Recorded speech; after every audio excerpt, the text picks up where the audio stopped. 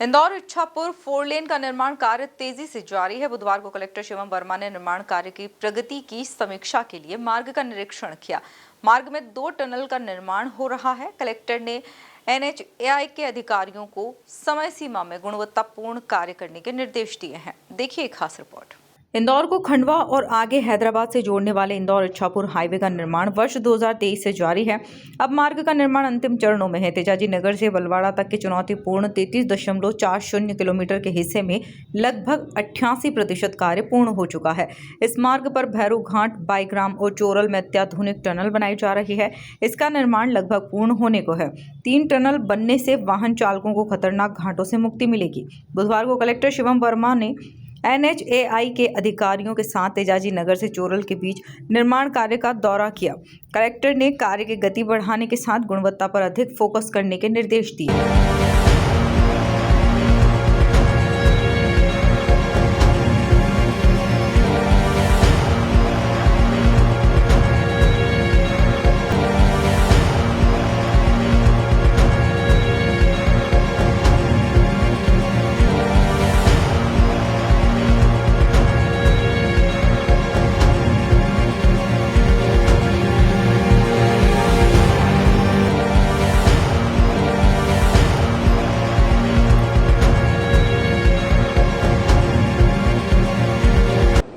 देखिए, जो हमारा खंडवा तक का जो हाईवे पूरा यहाँ तेजाजी नगर से बलवाड़ा तक जो निर्माण हो रहा है और उसका निरीक्षण किया गया है और माननीय मुख्यमंत्री जी की हमेशा प्राथमिकता, उनके निर्देश भी हैं कि जितने बड़े इंफ्रास्ट्रक्चर के प्रोजेक्ट हैं उनको समय सीमा में पूर्ण किया जाए गुणवत्ता के साथ, जिससे उसका लाभ सभी आमजन को मिल सके। तो इसी दृष्टि से ये निरीक्षण भी किया गया है और कार्य बहुत अच्छी गति से चल रहा है।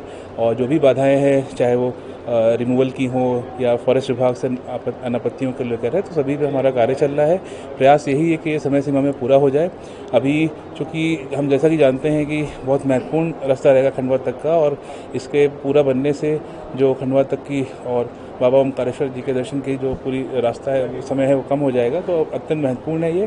तो दिसंबर तक इसकी टाइमलाइन है, दिसंबर तक ये कार्य पूर्ण हो जाएगा।